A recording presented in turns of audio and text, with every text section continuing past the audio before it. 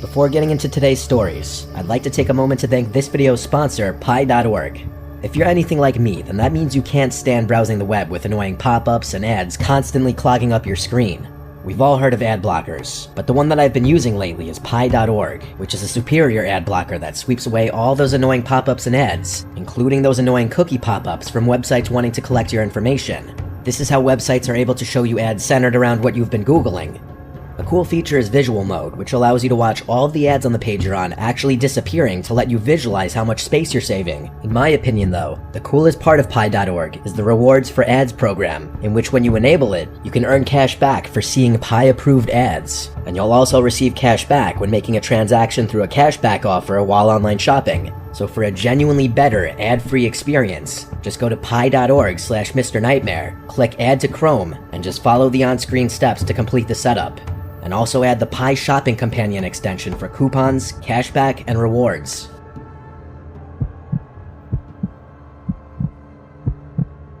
When I was a kid, around 9 or 10, my dad got a really high-paying job that forced us to move from middle-of-nowhere Pennsylvania to Brookmont, Maryland. I say forced, but that's probably not the best way to describe what happened. In reality, my parents were thrilled to make the move. It was a decision they barely thought about. In the span of about a month, we went from this tiny, rundown house in a relatively low-income area to a massive property in one of Maryland's nicest suburbs. You might be wondering how I felt about the whole thing. At that age, I was a pretty antisocial kid and mostly kept to myself, so it's not like I was leaving any lifelong friends behind. I didn't really have any to begin with.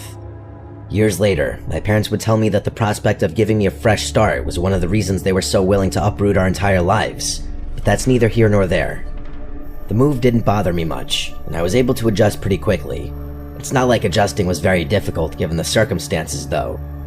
Like I said, the house was huge, and even my 10-year-old self could pick up on the fact that we wouldn't be struggling to make ends meet anymore. I'm not going to bore you about the pointless details about the inside of the house. I'll only tell you what you need to know. I had two older brothers, Sean and Harold. The backyard was easily our favorite part.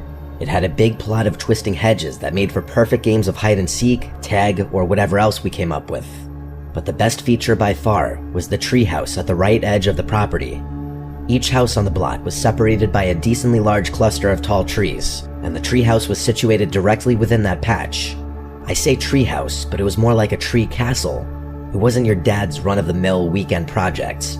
It was massive, spanning 6 or 7 adjacent trees. It had 3 different levels and an actual staircase built into it, not those flimsy planks you're probably used to seeing. It was obvious a professional had built it. For a while, my brothers and I played in the treehouse every day. It was always the highlight of our day. But eventually, my brothers got bored of the treehouse. They were older and in that awful teenage phase where nothing was cool anymore. Eventually, I was the only one who played up there, which kind of sucked. I was really torn up about basically being abandoned up there, but my brothers refused to come back no matter what I said. One day, I climbed up into the treehouse and found a folded piece of paper sitting in the corner. To this day, I still remember the exact words written on that first note. It said, "Hello, I'm the Marshmallow Man. It's nice to meet you. What's your name?" I was the happiest kid alive. I assumed it was one of my brothers playing a game with me, so I played along, hoping to re-interest them in the treehouse. There was a stack of paper in the treehouse that hadn't been there before, so I eagerly picked up one of the markers we had in there and wrote back, leaving a little note with my name. I placed it where I had found the first one, excited to play this new game. That night, I wanted to ask my brothers which of them was the Marshmallow Man, but I was afraid they'd stop playing if I said anything, so I kept quiet.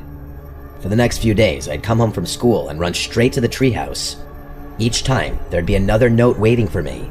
At first, the notes were innocent and sounded exactly like stuff my brothers would say. I was having a lot of fun with it, but as the days went on, the notes got stranger. The Marshmallow Man started asking me increasingly personal questions that I didn't fully understand. Things that didn't make sense for my brothers to ask, like, what's your favorite time of day to play outside? Or what do you usually eat for breakfast? I don't remember every question he asked, but one of them that will always stick with me was, which window in the house is your bedroom? I look back at that exact question and literally feel sick to my stomach. At the time, I still didn't think too much of it. I assumed it was still one of my brothers, so I answered every question without hesitation. But the next note was so unsettling that I couldn't keep quiet anymore. It was something like, What do your pajamas smell like? Or something nasty along those lines. I stormed inside and confronted my brothers, demanding to know which of them was behind the notes. They both started laughing at me and denied it. Both of them swore there was no such thing as the Marshmallow Man and started making fun of me for still playing make-believe. I started crying and ran out of the room. I remember being a mixture of sad and angry. I knew one of them had to be lying. Instead of going to my parents, I hatched a plan to catch them in the act. I was not prepared for what was about to happen. That night, as I lay in bed, I heard tapping at my window. I froze, feeling my heart start to beat out of my chest. I was already scared of the dark to begin with, so the tapping added a layer of fear that I couldn't deal with. I sat there in the dark for what felt like hours, too scared to move. Eventually, I forced myself to sleep. The next morning, I pulled back the window curtains and almost screamed. Taped to the outside of my window were dozens of marshmallows. It had to be my brothers. I was so angry, this wasn't funny anymore. I decided I'd catch them red-handed the next night. I pretended like I hadn't noticed the marshmallows and didn't say a thing to either of them all day. Later that night, I was ready. When the tapping started again, I jumped out of bed and yanked the curtains open, ready to yell at them. But it wasn't my brothers. On the other side of the glass was a man, an old, disgusting man with yellow eyes and what looked like rotting teeth. He had patchy hair on his head and smiled at me when he noticed me looking. I don't think I've ever screamed louder in my life. I felt like I was gonna die in that moment. My parents came running, but by the time they got to my room, the man was gone. It was a huge thing. The police searched the property, combing through every inch of the yard and treehouse, but they didn't find anything. They even checked the surrounding area, but that man was never found. Some of our neighbors came outside to see what was going on and reacted in horror when my parents filled them in. I told the police and my parents everything I knew, but there wasn't much I could even say. They took the notes in as evidence, but I doubt they really did anything with them. That man never came back. My parents told me to never play in the treehouse again, but it's not like I wanted to after that incident anyway. I moved out of that house a while ago, but my parents still live there, and I always take an extra long look at the treehouse whenever I'm back. This remains one of the scariest things that has ever happened to me.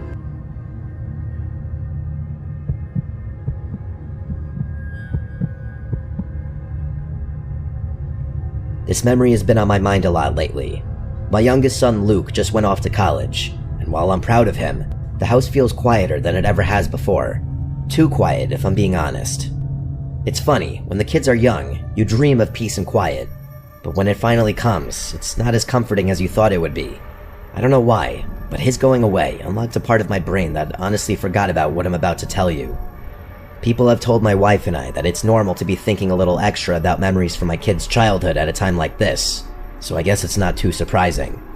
I still remember when he was just a little kid, full of energy and curiosity, always getting into something. There's one memory I have of that time that is definitely not all sunshine and rainbows, though. Luke was 8 years old when this happened. Even now, I can't fully make sense of it. I'm a carpenter by trade, so I'm pretty good with my hands. Always have been. I will admit that I was much more lively back then, willing to undertake all sorts of makeshift projects and such. One of my favorite projects was the treehouse I built for Luke in the backyard, which is still standing to this day. It wasn't just a simple platform nailed to a tree. I poured my heart into it. Walls, a roof, proper wooden steps leading up to the entrance. It was sturdy, too. I wanted it to feel like an extension of our house to him, and I definitely succeeded in that regard. My wife Christy wasn't thrilled about it at first. She worried it was too high off the ground and unsafe. But Luke was the kind of kid who was always climbing trees anyway, and I figured it would be safer to give him a proper ladder rather than let him scramble up branches that could snap. Christy eventually came around, and Luke absolutely loved it. I should probably tell you a little bit about our property so that the story makes more sense. Our house was at the very end of a dead-end street in a relatively woodsy area. The backyard actually bordered the woods, which was part of why Christy and I fell in love with the house in the first place.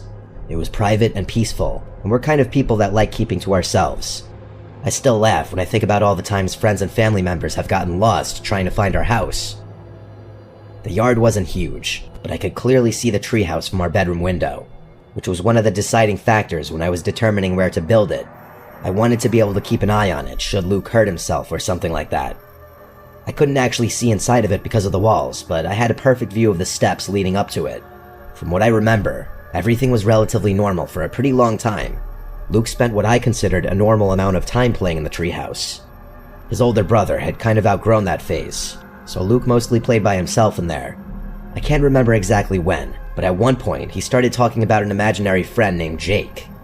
We knew it was an imaginary friend because no one in the neighborhood had a child named Jake. It wasn't unusual for kids to have imaginary friends, but Luke was 8, not exactly the age where you'd still expect that sort of thing. Christy thought it was cute and innocent, but I was a little more skeptical. It seemed odd to me since Luke hadn't been the type of kid to make imaginary friends. Regardless, I didn't think much of it because he was only 8 years old. It started to get a little more concerning when Christy and I realized that Luke was starting to spend more and more time up there. What struck me as strange was that he wasn't bringing toys up there. As far as I could tell, he only had his imagination to play with. It's not like he had a game console or anything to keep him entertained, and I had been very clear about not carrying anything up there alone, as it was dangerous and I didn't want him to fall. At one point, my curiosity got the better of me, and I decided to ask him about it. Luke acted extremely weird when I asked him about his friend, and said that Jake was shy and didn't like being talked about. When I asked him why he was spending so much time up there, he told me that Jake only liked to play in the treehouse, and that he didn't like coming inside. I honestly didn't know what to say. It seemed like a pretty bizarre condition. Weren't imaginary friends supposed to be available wherever and whenever you needed them? I did some research later that day and found out that some kids only play with their imaginary friends in certain rooms of their house, so as weird as it was, I accepted it. Christy was pretty uneasy though. She thought Luke was taking this imaginary friend thing too far, and I honestly agreed. We weren't helicopter parents though. When it came to our kids, we let them spend their free time however they wanted to, as long as they were doing well in school and completing their chores. Most weekends, we'd let Luke play with the neighborhood kids until the sun went down. They'd ride bikes, play tag, and usual stuff. They were all good kids, and we trusted Luke to behave himself and stay out of trouble. He wasn't the type of kid to pick on other kids or get into fights, which was why I was especially concerned when Luke came home one Saturday with a black eye. I cleaned him up and asked him what happened. He looked down at the floor and didn't say anything, but I insisted that he tell me what happened, and I wouldn't be mad at him. What he said next made me shiver. He looked up at me and told me that he had gotten into a fight with Jake. I had to process whose kid Jake was, before realizing that he was talking about his imaginary friend. I told him not to lie to me and that he wasn't being funny.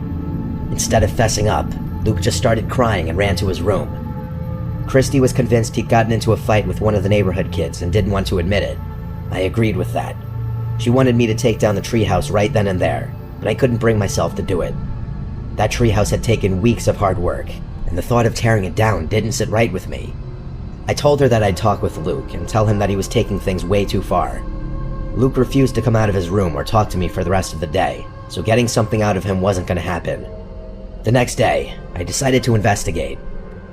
When I climbed up into the treehouse, what I saw made my stomach churn. Scattered around were children's socks and sneakers, all dirty and tattered. I knew for a fact that none of them belonged to Luke. I also knew for a fact that they weren't my older son's either. We had donated all of his old shoes a long time ago. That's not all that was up there. There were also food wrappers, bags, utensils, even a couple of dirty plates. Weirdest of all, there were pencil drawings of wild animals on all the walls.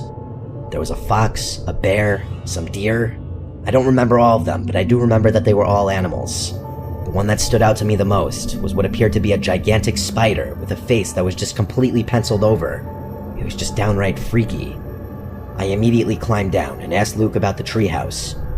He told me that Jake only liked to talk on a full stomach, so he had to bring him food and other snacks. He then told me that the shoes and socks were also Jake's, and that Jake was pretty forgetful in general. That was it.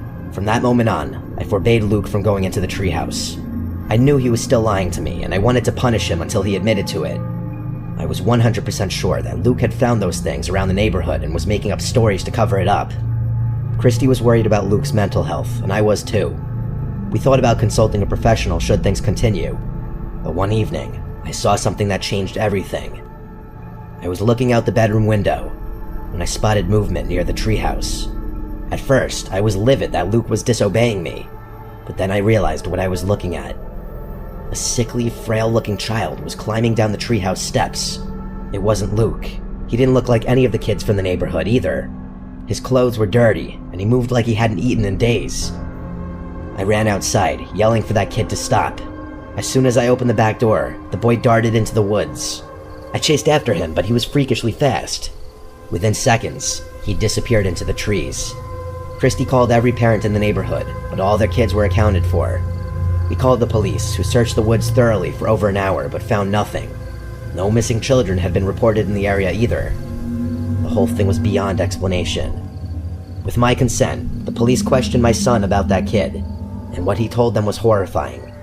Apparently, Jake claimed to be a magic boy who lived in the woods with his other friends.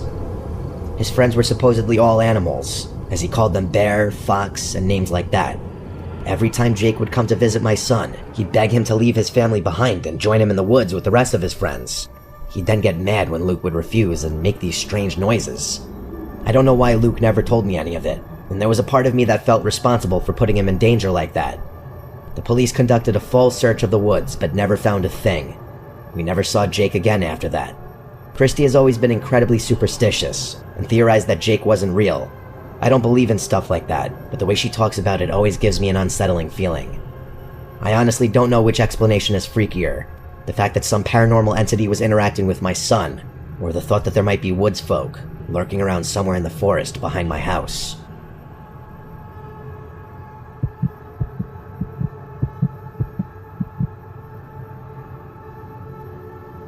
This happened a few weeks ago, so it's still fresh in my mind.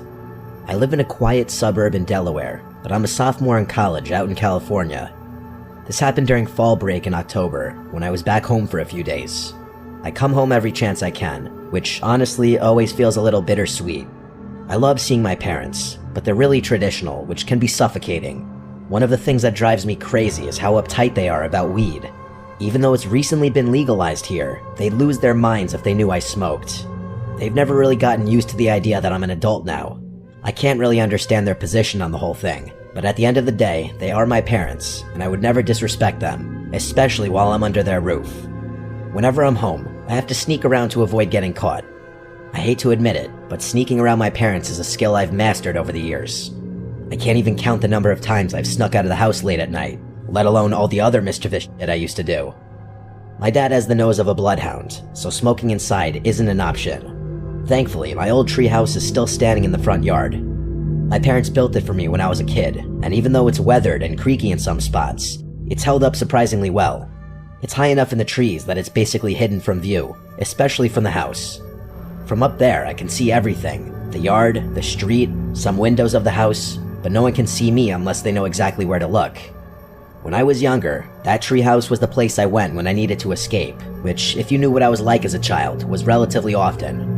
It's honestly kind of hard to talk about with all the old memories flooding back, but I'll get to the point.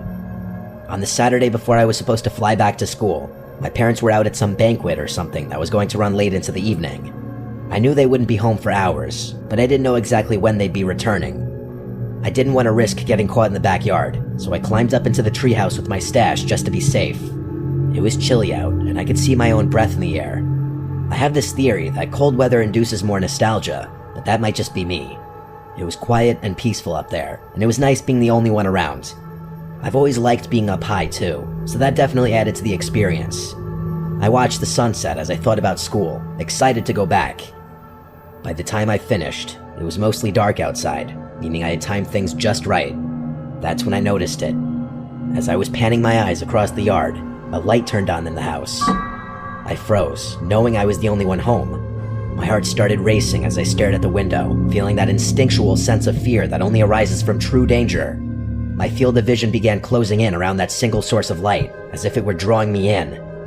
A few moments later, movement in the backyard snapped me out of my disassociative state. 3 hooded figures were circling the property, clearly trying to move quickly. My stomach dropped as I realized what was happening. I watched as the 3 figures moved to the front steps. That's when a 4th figure opened the door and let them in. My chest tightened as it hit me. My house was being robbed. I didn't know what to do, but I couldn't look away. Part of me was still frozen, and another part of me was still trying to convince myself that what I was seeing was real. That's the best way I can explain what I was feeling in that moment. One of the figures stayed outside, pacing the yard. I think some subconscious part of me clicked, because I looked down and my phone was in my hand, open to the keypad on my phone app. Without thinking, I dialed 911 and whispered into the phone, trying to stay as quiet as possible. I told the operator what was happening and hung up, but but as I was putting my phone away, the light from the screen must have caught the guy's eye, because he whipped his head to look up into the trees. I ducked, but I was worried he had seen me. Not 3 seconds later, I got my answer. I heard a voice yell out, "Hey," clearly directed at me. I peeked around one of the wooden floor pieces and saw a dark figure walking towards the base of the tree. He knew where I was sure of it. He got to the base of the tree and started climbing the wooden planks that led up to the treehouse. I screamed that police were on their way, hoping to scare him off, but he didn't stop. He just kept climbing, his hands gripping the planks like he was determined to get to me. Without thinking, I grabbed my bong, the only thing within reach, and threw it as hard as I could. It hit him in the head and shattered into a million pieces, and he let out a loud curse before falling to the ground. He wasn't very high up, but it was enough to make him reconsider. Instead of climbing back up again, he ran back towards the house and shouted at the other guys who were still inside. The next thing I saw was all 4 of them running to my backyard, where they presumably entered and exited from. My heart was still beating like crazy. Not even 3 minutes later, the police arrived. I was shaking so badly as I climbed down from the treehouse that I thought I was going to fall. I tried to tell them what had happened, but my words were a mess. I told them that I hadn't seen a getaway car and that I didn't get a good look at any of their faces. My parents pulled in not long after that. They were really sympathetic about the whole thing, which I was grateful for. The police told us that the robbers must have known my parents would be out that night. It seemed like a planned job, but what they didn't plan for was me being there. I still don't know how to feel about it. I especially don't want to think about what would have happened had that guy gotten all the way up to the treehouse. I'm back at school now, but if I'm being honest, I haven't had a good night's sleep since this incident. I'm terrified those people might come back, and even more terrified that my parents are there all alone. I'm worried sick about their safety, and I just hope that's the last we ever hear of them. I hope I never have to give an update, but I will if God forbid something comes up.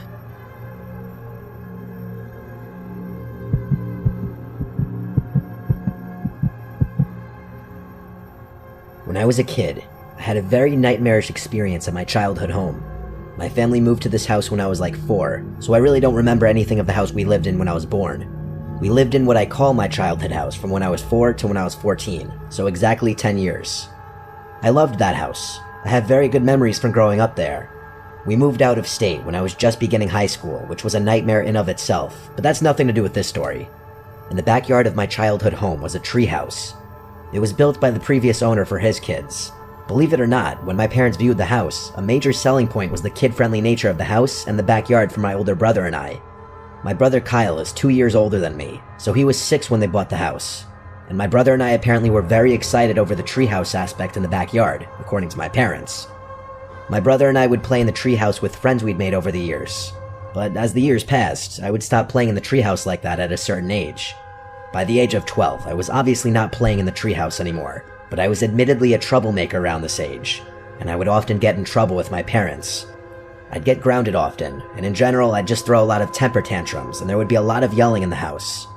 One weekend, my dad grounded me for a repeat complaint from my guidance counselor about my behavior and grades in school, and like an angsty, annoying preteen, I thought I hated my parents at that moment. That night, I refused to sleep in the house. I took a couple blankets and pillows and went outside to the treehouse to sleep up there. It wasn't the first time I'd done this, and my parents would know about it when I'd do it. They didn't care. It was my little way of rebelling. Little did my dad know that I had my Nintendo DS with me, even though I wasn't allowed to play video games or watch TV. I played Animal Crossing for literally hours before getting tired and eventually going to sleep, but I think I was only asleep for a few moments. I don't think I even entered REM sleep yet, when I woke up to a voice from outside calling my name. Tommy. Tommy. I was still confused as I was waking back up. It could have been my dad's voice. Tommy, are you up there? The voice said. All I remember is it being a deep, grown man's voice. I didn't reply. My heart started to race for some reason. I heard the steps of the ladder squeaking as someone was coming up. And then, in the near pitch-black darkness, I saw someone poke their head through the opening in the floor. I couldn't see their face. I just saw the shadow of the outline of their head. He said, "Ah, there you are." I replied, "Dad?" But this was where he stopped responding entirely. For about 20 seconds, I stared at this head that I presume was staring back at me. I was waiting for my eyes to readjust to the darkness, but something told me that that wasn't my dad. I stood up and went to the window of the treehouse and started screaming "Dad" as loud as I could. I saw the light in my parents' room turn on, and I also heard footsteps hurrying down the ladder to the treehouse. Moments later, my parents burst outside through the back door, and my dad swore to me that he wasn't out there playing a prank on me. My parents believed me. It wasn't like some stupid horror movie where the parents don't believe a word the kid says. My uncle was still an active cop at the time, and so my dad called him for advice, and my uncle made a report on the incident the next day. Not much information I could give besides I heard a deep man's voice and saw the outline of his head, and that he knew my name. Not much the police could work with. Obviously, I never spent a night in the treehouse again. My dad for a while thought it was one of the neighbors directly across from us, but he could never prove it. For years, whenever I'd see him outside and he'd say hi to me, I'd try to think back to the voice from that night, but I just couldn't remember it clearly enough to make a comparison. It still remains a very unsettling mystery in the back of my mind.